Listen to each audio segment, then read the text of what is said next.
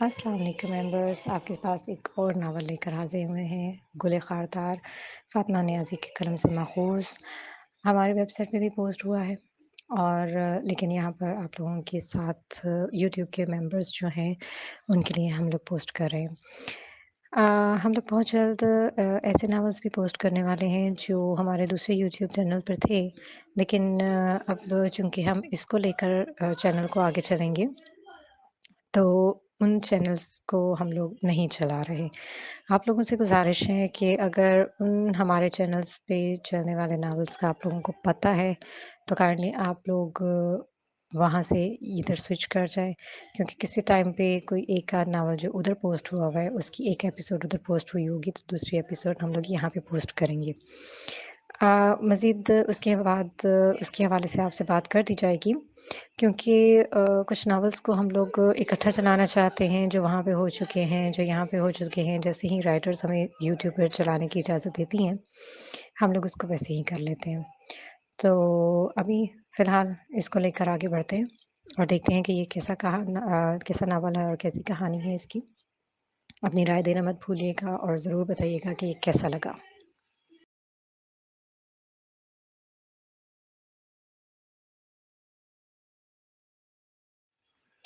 قد 6 fit 1 inch, وزن 85 کلو، رنگ گورا، بالوں کا رنگ سنہرا، آنکھوں کا رنگ بھورا، مشغلہ کتے پالنا، کھلونوں سے کھیلنا، دوست بلیاں، مچھلیاں، مینڈک، بکریاں، خرگوش وغیرہ وغیرہ، پیشہ پولیس، عہدہ ASP۔ یہ کیا ہے محترمہ؟ تم نے مجھ سے پوچھا تھا نا کہ تم جانتی ہی کیا ہو میرے بارے میں؟ کبیر بے اختیار ہنس دیا۔ دوست اور مشغلے کا خانہ تم نے کس سے پوچھ کر پر کیا؟ ہاتھ تھوڑی پہ جمائے اس نے دلچسپی سے سامنے بیٹھی سامنے سلونی سی نمیرا کے مسکراتے چہرے پر جماتے ہوئے پوچھا۔ لو، کیا میں تمہیں نہیں جانتی؟ وہ اپنے بھوری گھنگھرالے بالوں کو لٹ کو انگلی میں گھماتے ہوئے مسکراتے ہوئے بولی۔ اف، کیا ہی عجیب قسمت ہے جو تم سے آ کر ٹکرایا ہوں۔ میجر عمر کی قسمت پھوٹی ہے جو تمہیں پسند آیا۔ کروں کا بات اب؟ کیا بات کرو گے؟ وہ ایک دم سے پرجوش دکھائی دینے لگی تھی۔ اس کی سیاہ بڑی بڑی آنکھیں چمک اٹھی تھی۔ کبیر کے دل میں ایک ٹھیس سی اٹھی تھی۔ کاش یہ چمک ان خوبصورت آنکھوں میں اس کے اپنے نام پر ابھرتی۔ اگر ایسا ہوتا تو وہ اس چمک پر ساری کی ساری دنیا فراموش کر دیتا۔ وہ کچھ پل اسے دیکھتے رہنے کے بعد دوسری جانب دیکھتے ہوئے بولا۔ ایک خپتی صحافی خاتون ہے محترمہ، ندیدی، بدتمیز، نمیرہ۔ اسی پر بیس کے نیچے سے اس کے پیر پر نمیرہ کا جوتا پڑا تھا اور کبیر بلبلا اٹھا تھا۔ ہاتھ بہت چلتے ہیں تمہارے، کسی دن ٹارچر سیل میں لاک کر دوں گا، جھوٹے مقدمے لگا کر، بتا رہا ہوں۔ اس نے اسے زہر آلود نگاہوں سے گھورا۔ نمیرہ نے اسے استحصائی انداز میں دیکھا، جیسے آنکھوں ہی آنکھوں میں چیلنج کر رہی ہو کہ کر سکو تو کر کے دکھاؤ۔ چلو چلو آگے بتاؤ، پولیس کی شامت نہیں ہے جو صحافیوں سے پنگے لے۔ وہ اسے مسکراتا دیکھ کر ہاتھ جھلا کر بولی۔ جا کر کہہ دوں گا یہ محترمہ دل و جان سے آپ پر فدا ہے، کچھ نظر کرم فرمائیے۔ وہ تپ کر بولا۔ اس کے لہجے میں اس پل گہری چبھن تھی جو نمیرہ محسوس نہیں کر پائے تھے۔ زیادہ لکھنوی اردو دان بننے کی ضرورت نہیں ہے کبیر، وہ چڑھ کر بولی تھی۔ تو جا کر خود ہی پرپوز کر دو، ویسے بھی کسی صدی ہے، سب چلتا ہے۔ میں جا رہا ہوں، میری ڈیوٹی ہے۔ خود تو تم ہر وقت فارغ ہی رہتی ہو، تمہیں کیا پتا ASP کی کیا ذمہ داریاں ہوتی ہیں؟ وہ ناگواری سے کہتا میز سے اٹھنے لگا۔ اس کا موڈ ایک دم بری طرح سے بگڑ چکا تھا۔ ASP کی ذمہ داریوں کو تو پتہ ہے، پر تم جیسے نکمے پولیس افسر جس کو غلطی سے ASP کا عہدہ مل گیا ہے، اس کا کام بس ہر 4 ماہ بعد اپنے چچا کے حکم پر معطل ہونا ہے۔ جا رہی ہوں، چائے کے لیے شکریہ۔ وہ بھی میز سے اٹھتے ہوئے پرس اور سن گلاسز لیتی اٹھ کھڑی ہوئی۔ اپنے مخصوص بے نیاز لہجے میں کہتی پلٹ کر وہ جانے لگی تھی۔ تم نے میری تنخواہ پر تمہاری روز روز کی چائے کا بونس رکھا ہے نا؟ وہ پیچھے سے تلخ لہجے میں بولا۔ نگاہیں اس کے گھنگرالے بالوں پر تھی جو اس کی پشت پر بکھرے تھے۔ شٹ اپ مسٹر کے، وہ ہنستے ہوئے چڑچڑانے والی انداز میں کہہ کر اپنا پرس لہراتی کیفے سے نکلتی چلی گئی۔ کبیر کے چہرے پر بے اختیار ہی مسکراہٹ کھیلنے لگی تھی۔ اسے اچانک ہی 7 سال قبل کا وہ دور یاد آیا جب یہ لڑکی نئی نئی اس کی زندگی میں شامل ہوئی تھی۔ وہ یونیورسٹی کے دنوں کا آغاز تھا۔ ہلکے گھنگریالے بالوں والی وہ سانولی لڑکی اسے یونیورسٹی میں کافی دفعہ دکھائی دیتی تھی، لیکن اس نے ابھی کبھی غور سے اسے دیکھنے کی کوشش نہیں کی تھی۔ دوسروں کی طرح اسے بھی وہ ایک عام سی صورت سی اور معمولی سی لڑکی لگی تھی، جو نہ نگاہوں کو کھینچنے کی کوشش رکھتی تھی، نہ ہی کبیر خان کو اس کی شخصیت نے متاثر کیا تھا۔ وہ ایک پھرتیلی لڑکی تھی جو یونیورسٹی کے مختلف ایونٹس میں بڑھ چڑھ کر حصہ لیتی تھی، جو کبھی آڈیٹوریم میں کھڑی کوئی تقریر کر رہی ہوتی تو کبھی اسٹیج پہ کوئی میڈل وصول کر رہی ہوتی۔ وہ یونیورسٹی میں مزدور کی اسکالرشپ پر پڑھتی ہوئی بیٹی کے حوالے سے مشہور تھی، لیکن کبیر کی توجہ براہ راست اس پر تب پڑی جب وہ پہلی دفعہ براہ راست اس سے مخاطب ہوئی تھی۔ وہ کسی پروجیکٹ کے لیے فنڈ جمع کر رہی تھی۔ اس کے پاس پہنچ سے اس نے فارم پر کرنے کے لیے اس کا نام پوچھا تھا۔ نام بتائیے، اس نے مہذب لہجے میں کبیر کی جانب دیکھتے ہوئے پوچھا۔ کبیر نے کبھی قدرے اچنبے سے اس کی جانب دیکھا تھا۔ کیا وہ اس کا نام نہیں جانتی تھی؟ وہ یونیورسٹی میں سینکڑوں طلباء میں مشہور تھا۔ سب جانتے تھے کہ وہ کے یعنی کبیر خان ہے، جو کہ مرحوم وزیر اعلیٰ سلمان خان اور سینیٹر سلطان خان اس کے چچا ہیں۔ کے اس نے قدرے ناگواری لہجے میں کہا۔ کبیر سلیمان نا؟ اس نے سادگی سے پوچھا۔ جب معلوم ہے تو پوچھا کیوں تھا؟ وہ سنجیدگی سے بولا۔ نمیرا نے کندھے اچکا لیے لیکن کچھ نہ بولی۔ بیچ بتائیے۔ یہ میں نہیں جانتی، وہ ایک ہاتھ سے گھنگریالی لٹ پیچھے کرتی ہوئی کہہ رہی تھی، اور ایک پیر چبوترے پر تھا اور اسی پیر پر وہ کارڈ بورڈ پر فارم پر کر رہی تھی۔ Political science. وہ اپنا بیچ بتانے لگا، انداز میں بیزاری تھی۔ وہ کوئی اثر لیے بغیر اپنا کام کرتی رہی۔ چہرے پر سنجیدگی چھائی تھی۔ ساری تفصیلات لیتے ہوئے سیدھی ہوئی اور ایک خاموش نظر اس پر ڈالی۔ آپ کو بھی اسی اللہ نے بنایا تو باقی دنیا کو بھی۔ اگر دوسرے لوگوں سے زیادہ خوبصورتی اور دولت آپ کو ملی ہے تو اس میں آپ کا کوئی کمال نہیں ہے۔ یہ اللہ نے یہ دیا ہے تو لے بھی سکتا ہے۔ اس کی مخلوق سے نرمی کا برتاؤ رکھیں تاکہ جب خدا واپس لے بھی لے تو لوگ آپ کی اچھائی یاد کریں اور عزت سے پیش آئے۔ وہ نرم اور سنجیدہ لہجے میں کہتی رکے بغیر آگے بڑھ گئی تھی۔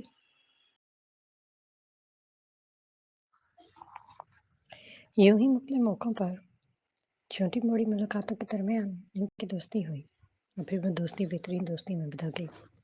کبیر کو معلوم نہ ہو سکا کہ وہ پور پور اس کی چاہت میں ڈوبتا چلا گیا۔ وہ اس کی آنکھوں کا مفہوم کبھی نہیں سمجھ پائی تھی۔ وجہ شاید اس کا دوسری لڑکیوں کے ساتھ دوستی تھی۔ اسے کبھی معلوم نہیں ہو سکا کہ وہ اس کے سامنے نقش اور گھور سے آنکھوں میں اپنا مکمل وجود ہار گیا تھا۔ وہ نازک سی درمیانی قد کی سانولی نمیرا نہیں تھی، بلکہ اس کی زندگی کا مکمل عکس تھی۔ وہ یوں ہی گہری سوچوں میں غلطاں تھا کہ اس کا فون بجنے لگا۔ اسکرین پر چمکتا نمبر دیکھ کر اس کے چہرے کی مسکراہٹ سمٹی تھی۔ آنکھوں میں سنجیدگی اتر آئی۔ اس نے گہری سانس بھرتے فون کان سے لگایا۔ جی کبیر خان، دوسری جانب سے بھاری آواز سنائی دی۔ فون کرنے والے نے قدرے سخت لہجے میں اسے پکارا تھا۔ جی سن رہا ہوں۔ وہ میز سے والیٹ اور گاڑی کی چابیاں اٹھاتا باہر کی جانب بڑھنے لگا۔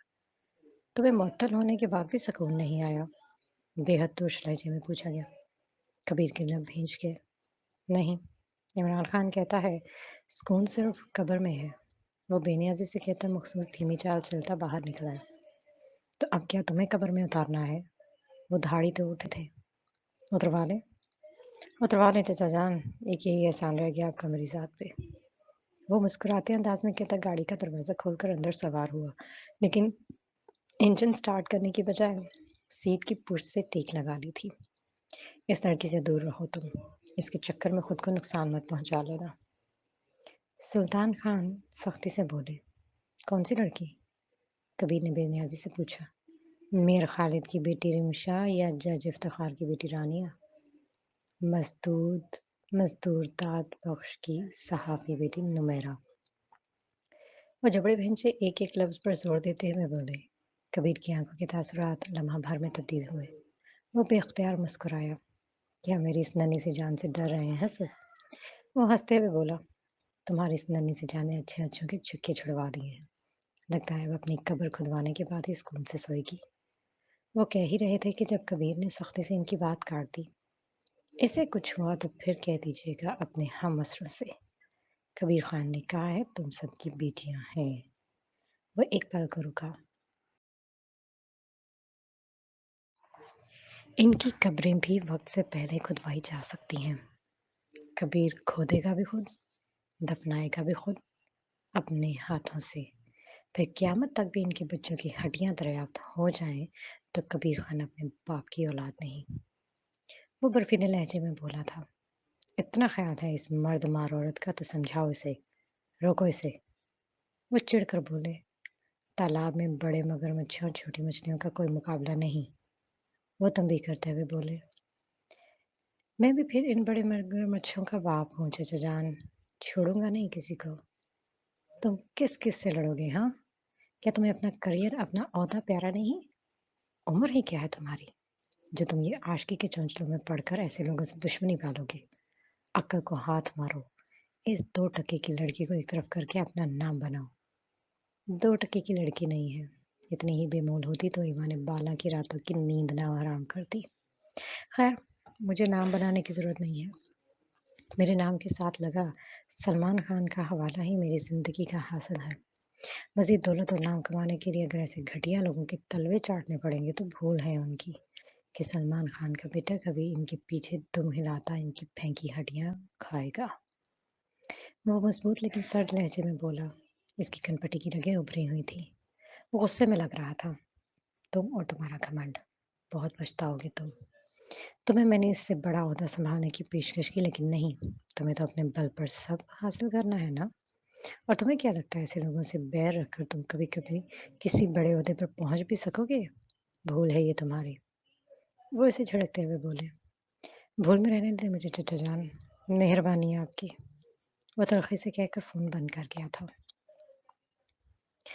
وہ ایک پوش علاقہ تھا جہاں قطار میں ایک ہی طرز کی عمارتیں بنی ہوئی تھیں۔ انہی میں سے ایک قدرے کونے والی بلڈنگ کی تیسری منزل پر وہ رہائش پذیر تھی۔ اپارٹمنٹ کی بالکنی میں اس وقت اندھیرا تھا لیکن چاند کی روشنی میں منظر واضح نظر آ رہا تھا۔ اس بالکنی کے عین سامنے نیچے وہ اپنی کار سے ٹیک لگائے کھڑا تھا۔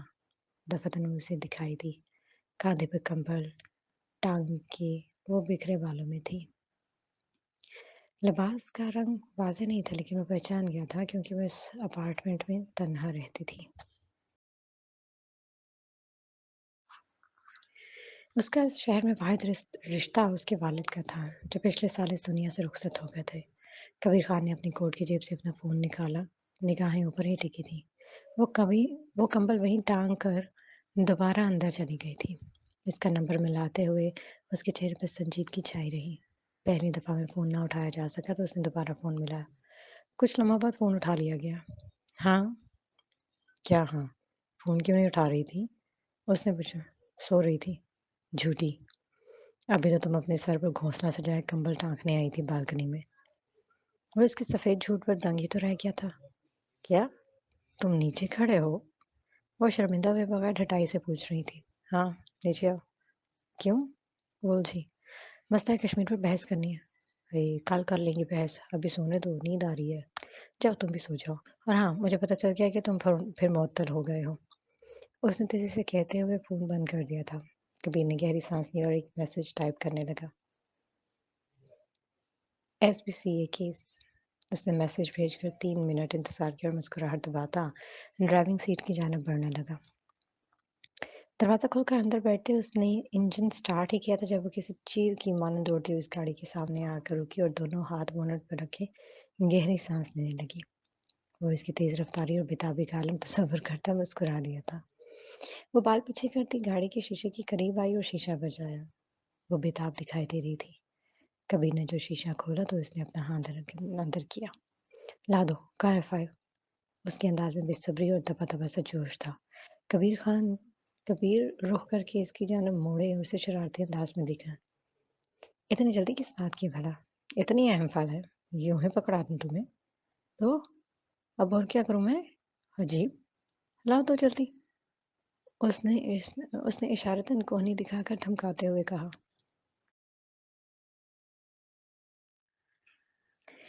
بھئی کچھ چیزیں پہلے کلیئر ہو جائیں تو اچھا ہے، دیکھو کوئی لیکچر نہیں سن رہی میں، اس نے گھور کر کہا اور پیچھے ہو کر کھڑی ہو گئی۔ انداز میں خفگی تھی۔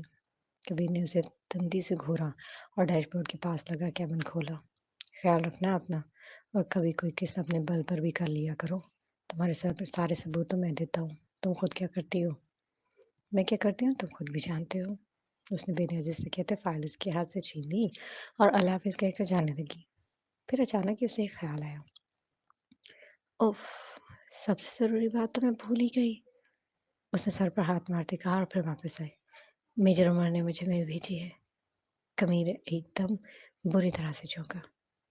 برگیڈیئر امتیاز والا؟ اس نے بمشکل لہجے کو قابو کیا۔ اس کے دل کو کسی نے مٹھی میں لیا تھا۔ ہاں وہی نا، اس کے علاوہ کسی اور عمر نامی شخص کو نہیں جانتی۔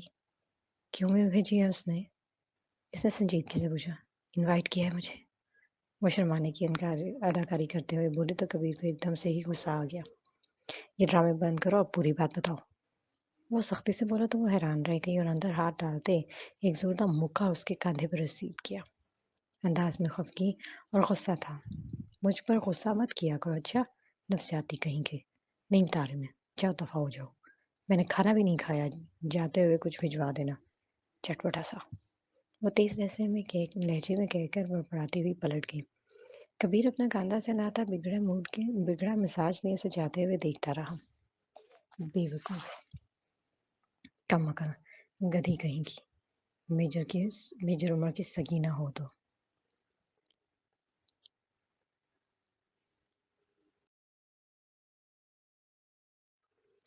اس خبیث نے بھلا کیوں اسے میل بھیجی ہے؟ وہ اپنے آپ میں بڑبڑایا تھا، لیکن پتہ کرنا اس کے لیے کوئی مشکل کام نہ تھا۔ وہ کچھ فاصلے پر ہی کراچی کی مشہور فورٹ اسٹریٹ بزنس روڈ تھی۔ وہ چند ریسٹورینٹس میں تھے، ایک کے سامنے رکا اور کوٹ کی جیبوں میں ہاتھ ڈالتا باہر نکل آیا۔ آس پاس قدرے رونق تھی۔ کچھ دوستوں کے ساتھ کھانا کھانے آئے تو کچھ اپنے گھر والوں کے ساتھ تھے۔ وہ خود بھی اکثر نمیرہ کے ساتھ یہاں آ کر کھانا کھایا کرتا تھا۔ اس کے سوشل سرکل میں صرف ایک وہی تھی جو اس علاقے میں ان چھوٹے بڑے عام اور درمیانے درجے کی ریسٹورینٹس میں اس کے ساتھ بے فکری سے بیٹھ کر مختلف قسم کے کھانوں کا لطف لیا کرتی تھی۔ اس نے گہری سانس لیتے اپنے لیے کھانا پیک کروایا اور ساتھ ہی نمیرہ کے ایڈریس پر بھجوا دیا اور خود گاڑی کی جانب بڑھ گیا۔ گاڑی میں بیٹھے بیٹھے اس نے اپنا برگر اور کولڈ ڈرنک ختم کی، پھر سامنے کیفے کے باہر کھڑے بیروں میں سے ایک کو اشارہ کرتے ہوئے چائے کا آرڈر دینے کار کی پچھلی سیٹ سے اپنا لیپ ٹاپ اٹھایا اور گاڑی کے شیشے بند کر دیے۔ باہر کا شور اور ہلچل باہر ہی رہ گئی۔ اس نے لیپ ٹاپ گود میں رکھا اور تیزی سے انگلیاں چلانے لگا۔ کچھ دیر بعد اس کے سامنے نمیرہ کا ای میل ان باکس کھلا پڑا تھا۔ اس نے آج کے دن کی ساری ای میلز چیک کیا اور چیک کرتے کرتے ایک پر رک گیا۔ تو نمونے کی آئی ڈی یہ ہے، خبیث نے ذاتی ای میل ایڈریس استعمال کیا ہے۔ وہ زیر لب بڑبڑاتے آنکھیں سکیڑ کر میل پڑھنے لگا۔ وہ 3 روزہ آرمی کیمپ تھا جس میں شرکت کے لیے وہ نمیرہ کو دعوت دے رہا تھا۔ کبیر نے سر سیٹ کی پشت سے ٹکا دیا۔ نمیرہ کو کیسے جانتا ہے وہ؟ ان کی تو کبھی ملاقات نہیں ہوئی۔ وہ بڑبڑایا اور اپنا فون نکال کر نمیرہ کا نمبر ملایا۔ اگلے لمحے فون اٹھا لیا گیا تھا۔ اب کیا ہے؟ وہ تپی ہوئی تھی۔ تمہاری ای میل آئی ڈی کا عمر کو کیسے پتا؟ اس نے چھوٹتے ہی سوال کیا۔ یہ پوچھنے کے لیے فون کیا ہے؟ عجیب ہوئی۔ تنگ مت کرو، مجھے سونا ہے۔ منہ توڑ دوں گا نمیرہ۔ ابھی تمہارا کھانا ڈلیور نہیں ہوا اور جہاں تک میں جانتا ہوں ٹھون سے بغیر تمہیں کبھی نیند نہیں آئے گی، بلا کی جھوٹی۔ اچھا، تم نے کھانا بھجوایا؟ کیا بھجوایا؟ وہ ایک دم پرجوش ہوئی تھی۔ کبیر نے بیزاری سے آنکھیں گھمائی۔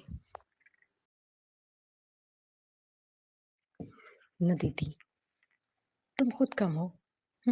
مت بتاؤ، جب ڈلیور ہوگا تو دیکھ لوں گی۔ بل دے دیا ہے نا؟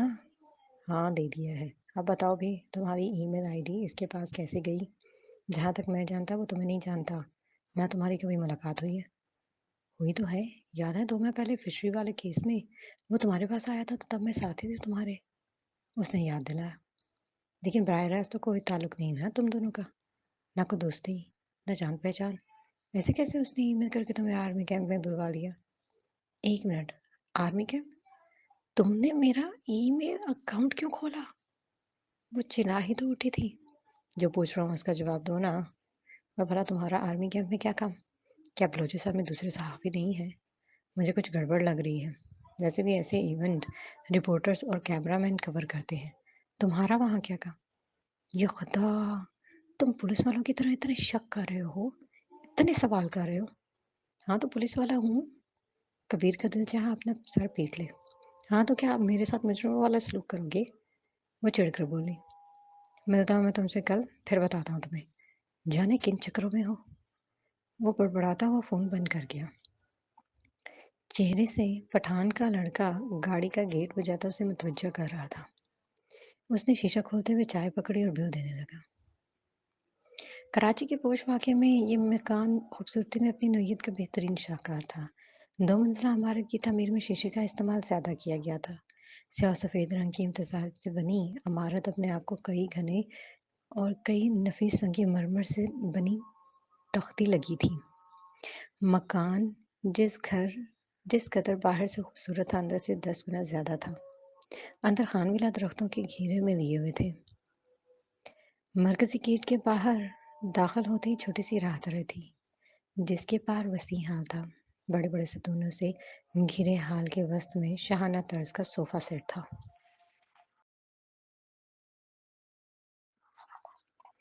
ان صفوں میں سے ایک پر کبیر اندھے منہ پڑا سو رہا تھا۔ گہرے سبز رنگ کے پردوں کے باعث حال میں ہنوز اندھیرا چھایا ہوا تھا۔ شاید صفائی کرنے والی ملازمہ ابھی تک نہیں آئی تھی۔ گھر کے تمام کمرے غیر استعمال شدہ اور بند تھے۔ کبیر کے bed room, drawing room, guest روم اور ڈائننگ ہال کے علاوہ گھر کا باقی حصہ کسی کے استعمال میں نہیں تھا۔ وہ اکیلا تھا، والد کی اکلوتی اولاد تھا۔ والد سلمان خان اور والدہ ماہین خان جان لیوا حملے میں اس وقت شہید ہو گئے تھے جب وہ 13 یا 14 سال کا تھا، اور ان کے قاتلوں کو کبھی پکڑا نہیں جا سکتا تھا۔ وہ 20 سال کی عمر تک اپنے چچا کے زیر پرورش رہا، لیکن اس کے بعد اپنے باپ کا چھوڑا ہوا ترکہ لیے اپنی زندگی کا مالک آپ بن گیا۔ چچا اور ان کے بچوں سے تعلق کچھ خاص نہ تھا۔ ملاقات عید کی عید ہوتی تھی جن میں وہ لازمی شرکت کرتا تھا۔ یہ اس کا اپنے خاندان سے جڑے رہنے کا رسمی اور سرسری سا ذریعہ تھا جو اس کے لیے کافی تھا۔ ملک کے مشہور سیاسی خاندان سے ہونے کے باوجود وہ دنیا کی نظروں سے اوجھل تھا، اور یہ اس کی اپنی مرضی تھی۔ وہ کبھی میڈیا یا سوشل میڈیا پر نہیں آیا تھا، بہت کم لوگ اسے جانتے تھے، ورنہ سلمان خان کی اکلوتی اولاد یعنی کبیر خان کا وجود اب بھی صحافتی اور سیاسی دنیا میں ایک معمہ ہی رہا۔ کچھ لوگوں کے لیے وہ بیرون ملک مقیم تھا تو کچھ کے خیال میں وہ والدین کے ساتھ ہی اس حادثے میں دنیا سے رخصت ہو گیا تھا۔ وہ گہری نیند میں تھا جب اس کا فون بجنے لگا اور بجتا ہی چلا گیا، یہاں تک کہ وہ کچھ مساتے ہوئے مندی ہوئی آنکھوں سے فون ڈھونڈتا رہا۔ جوں فون ہاتھ لگا، اس نے یس کر کے کان سے لگایا۔ کبیر بابا؟ جی سن رہا ہوں۔ اس نے آنکھیں رگڑتے ہوئے زوردار انگڑائی لی۔ آج رات سلطان صاحب کے ہاکس بے والے فارم ہاؤس میں شٹ اپ سلیم، ہاکس بے والا فارم ہاؤس میرا ہے۔ اس کا اکثر ذہن بھی تیزی سے چلتا تھا۔ جی جی جی، وہی جس کے لیے آپ اور سلمان صاحب اکثر لڑتے ہیں۔ آگے بولو، کوئی دعوت ہے وہاں؟ سنا ہے بڑے بڑے لوگ مگرمچھ کہا کرو۔ کبیر نے تنک کر کہا، جی جی، مگرمچھ یہ سارے خبیث، سلطان صاحب سمیت۔ کبیر نے شرارتی انداز میں اضافہ کیا ہے۔ دوسری جانب سلیم گھبرا گیا۔ کیا ہے؟ بونس لینے کے موڈ میں ہوں میں۔ کبیر نے ہنستے ہوئے کہا، جی وہ بھی۔ وہ کھسیانی ہنسی ہنستے ہوئے بولا، وہ بھی کیا؟ نئی نویلی دلہنوں کی طرح اشاروں میں بات مت کرو۔ کبیر نے اسے ڈپٹتے ہوئے کہا، جی میرا مطلب سلطان صاحب تو سردار ہیں ان مگرمچھوں کے۔ پیچھے دیکھو کہیں چچا جان کھڑے سن تو نہیں رہے؟ کبیر نے زوردار کہا لگا کر کہا، اللہ نہ کرے۔ وہ سچ مچ گھبرا گیا۔ کبیر کی بھوری آنکھیں اس پر زیادہ ہنسنے کے باعث نم ہو چکی تھی۔ خیر، وقت بتا۔ وقت کا تو نہیں پتا کبیر بابا۔ وہ فوراً دھیمے لہجے میں جھجکتے ہوئے بولا، کبھی تو پوری انفارمیشن دے دیا کرو۔ کبیر نے جھنجھلا کر کہا، فون بند کرتے اپنی جگہ سے اٹھ گیا۔ موبائل پر وقت دیکھا تو صبح سے 11:30 بج گئے تھے۔ اس نے واٹس ایپ کھول کر نمیرا کی چیٹ کھولی اور گڈ مارننگ کا اسٹیکر بھیجا جو ایک سیکنڈ میں دیکھ لیا گیا۔ اگلے ہی پل وائس ریکارڈنگ کی جانے لگی۔ وہ اسے کبھی میسج نہیں لکھتی تھی، ساری چیٹ اس کی وائس نوٹ سے ہی بھری تھی، لیکن اس میں کوئی ایسی وائس نوٹ ڈھونڈنا جو ہے شعر لانے کے مترادف تھا، جس میں کوئی اس کی اچھی نرم بات ہو۔ اسے امید تھی کہ ابھی وہ کسی بات پر اسے چھیڑ پھاڑ کھائے گی، لیکن ہنوز وہ بے صبری سے اس کی آواز سننے کا منتظر تھا۔ وائس میسج پہنچتے ہی کبیر نے کھول لیا تھا۔ تم نے میل تو کھولی ہی کھولی، لیکن ڈیلیٹ کیوں کی؟ اب میں اسے جواب کیسے دوں گی؟ تم رکا ذرا، شام میں آفس سے نکلنے دو مجھے، پھر میں تمہارے خیر نہیں، خبیث آدمی۔ وہ تپے ہوئے لہجے میں کہہ رہی تھی، تو مطلب اس نے وہ میل صرف پڑھی تھی، جواب نہیں دیا تھا۔ Good, very good Kabir, you are super genius. وہ خود کو شاباشی دیتا اپنا کوٹ سمیت دیگر سامان اٹھاتا اپنی کمرے کی جانب بڑھ گیا تھا۔ वो अक्सर कमरे में जाने की बजाय यहीं हाल में ही सो जाता था। पाकिस्तान के मशहूर तरीन न्यूज़ चैनल्स में शुमार चैनल्स के इस स्टूडियो का मंज़र वैसा था जो किसी भी हाई रेटिंग मशहूर चैनल का हुआ करता है। नुमैरा इस वक्त सफ़ेद जॉर्जेट की शर्ट पर नीला कोट पहने, घुंघराले बालों की ऊंची पोनीटेल बनाए, बिना मेकअप के रूम में मौजूद थी। मेकअप आर्टिस्ट इसके गालों पर ब्लश ऑन लगा रही थी। नुमैरा, तुम्हें सनान साहब ने बुलाया है। तभी एक साथी एंकर पर्सन नरसल खालिद उसने वहां आकर इतला दी। वो खुद भी शायद शो ऑन एयर होने के लिए तैयार होने आया था। मिलती हूँ इनसे बाद में। अभी बुलाया है। अरसल नामी एंकर ने शीशे के सामने अपने कोट के साथ बटन खोलते हुए कहा। हाँ हाँ ठीक है, आपके आधे मेकअप वाले चेहरे के साथ उठकर चली जाऊं। वो चिढ़कर बोली। अरसल कांधे उचका कर कोट उतारता वही करीबी कुर्सी पर बैठ गया था। कबीर कैसा था? जैसा था वैसा ही है। नमूना। वो वाकईतन तपी हुई थी। अरसल एकदम हंस दिया। ये बात मरियम के सामने कह दो कि वो नमूना है। अरसल ने हंसते हुए कहा। मुझे कोई और काम नहीं है। वो बेजारी से बोला। तुमसे इसने नंबर मांगा था कबीर का। हाँ दे दिया था मैंने। अब इनकी दोस्ती नहीं चली तो मेरा क्या कसूर।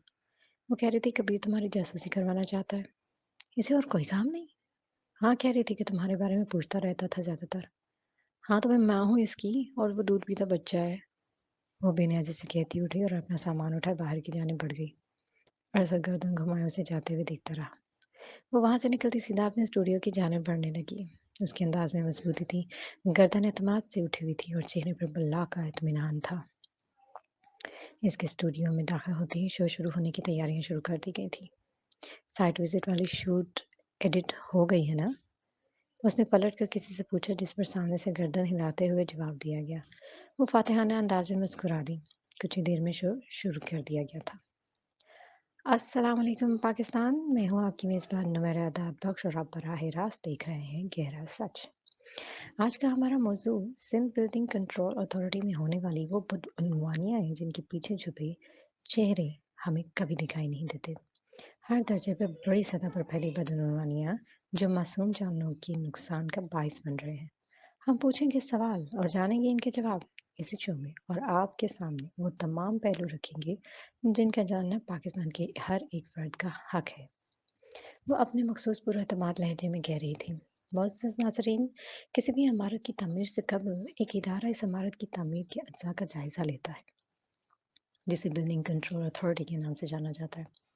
वो इस इमारत की बनावट, मकाम और इसमें इस्तेमाल होने वाले अज्जा का जायज़ा लेकर एक लाइसेंस जारी करता है, जिसके बाद आप इस इमारत को तामीर करवा सकते हैं। लेकिन ये अमल एक सतह पर आकर बदअनवानी का शिकार होता है। कैसे? किसी ऐसी जगह जहाँ से इमारत को नुकसान पहुँचने या गिरने का खतरा हो, उसे तामीर करवाने के लिए रिश्वत लेना और किसी गैर मुनासिब और तंग जगह पर दर्जनों मंजिलों की इमारत खड़ी कर देना और इस इमारत को तामीर करते हुए गैर मयारी अज्जा यानी सीमेंट, पचड़ी और पत्थर वगैरह का इस्तेमाल वो अनासिर हैं जो मासूम और बेगुनाह शहरियों की जानों के नुकसान का सबब बनते हैं। वो चंद सफ़ात पलटते हुए मजबूत और संजीदा लहजे में कह रही थी। गेस्ट रूम की फिजा शराब, सिगरेट और सिगार की फिजा से भरी हुई थी। हीटर चलने की आवाज़ और सोफों पर से मुकम्मल तौर पर भरे इस वसीह कमरे में कई चेहरे दिखाई दे रहे थे। बारोब और बाअखलाक इख्तियार शख्सियात का एक बड़ा टोला था। कीमती लिबास, घड़ियाँ, अंगूठियाँ और जंजीरें पहने वो अपनी अमीरी का मुंह बोलता सबूत थे। सुल्तान खान अपनी मखसूस झूलती कुर्सी पर बैठे आतिशदान के सामने हाथ से खड़े थे। दफतन दरवाज़ा खुला और कबीर अंतः हुआ। Hey to all old buddies, उसने कतरे पुरजोश से हाथ उठाते हुए कहा। तकरीबन तमाम चेहरे ही सन्नाटे में रह गए। वहां मौजूद तमाम सियासी, तजारती और अस्करी क़यादत से जुड़े लोग इससे वाकिफ थे कि वो सुल्तान खान का भांजा और सलमान खान का बेटा था। तुम यहाँ? सुल्तान खान ने जताती सख्त निगाहों से उसे घूरती आवाज को बमुश्किल नॉर्मल रखा। वो ऐसे लोगों की नजरों में आने से रोकते रोकते थक चुके थे। वो किसी भी मामले में मुदाखलत करता तो उसे फौरन आर्जी तौर पर मुअत्तल कर दिया जाता और वजह उसकी गैर जिम्मेदारी थी। वो कभी अपने सोशल सर्कल और दोस्तों में उन कामों की रुकावट और उनके बिगाड़ की वजह से इनसे नहीं बनाते थे। वो नहीं चाहते थे कि कबीर के साथ साथ वो खुद भी किसी किनारे लगा दिया जाए। मेरी नाइट आउट डेट है आज, यहाँ। वो चचा की जानिब देखते तुनक कर बोला, अंदाज में मसनूई परेशानी समोली थी। आपको पहले बताना था ना, अगर इन्हें यहाँ जमा करना था। तुम्हें लड़कियां लाने के लिए कोई और जगह नहीं मिली? वो तब को बोले, नहीं, समुद्र किनारे की डेट लड़कियां ज्यादा पसंद करती हैं। वो क्या है ना, ज्यादा रोमांटिक लगता है। वो दांत में कोसता हुआ बोला और वहीं एक कुर्सी खींच कर बैठते टांग पर टांग चढ़ा ली। वो सब खामोशी से बैठे से कीना दोज निगाहों से घूर रहे थे। इतना तो वो जानते थे सुल्तान कि वो सुल्तान खान का बागी और बदलिहाज बिगड़ा हुआ भांजा था, जो खुद इनसे भी ना संभला था। इनमें से कोई भी इस पर भरोसा नहीं कर सकता था। खैर, क्या बातें हो रही थी? उसने मुतजस्सिस अंदाज में सवाल करते करते कुर्सी के हत्थे के नीचे नन्ही सी चिप लगा दी। तुम्हारे मतलब की कोई बात नहीं, तुम जाकर लड़कियों के साथ हल्ला गुल्ला करो, घूमो फिरो। सुल्तान खान ने उसे झिड़का। मेरे के मतलब की बात नहीं है तो मेरे फार्म हाउस पर क्यों हो रही है? और चचा जान, अगर बंदा किसी की प्रॉपर्टी को इस्तेमाल में लाना चाहे तो पहले मालिक से इजाजत लेता है। आप आए दिन शहर भर के मगरमच्छ जमा, माइंड योर वर्ड्स कबीर, इनमें से एक कदर सख्त लहजे में बोला था।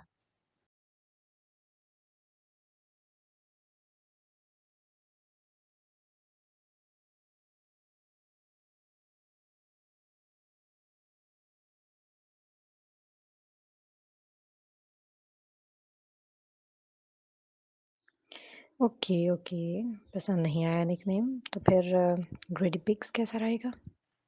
चचा जान, जब भी कभी ऐसी मीटिंग करनी हो तो मुझे बता दिया करें। मैं थोड़ी रोकूंगा इनको यहाँ लाने से। बस मुझे एक मैसेज कर दिया करें, all greedy pigs are going to meet today at your farmhouse. Kabir, you don't need to bring your girlfriends here tonight. Simple.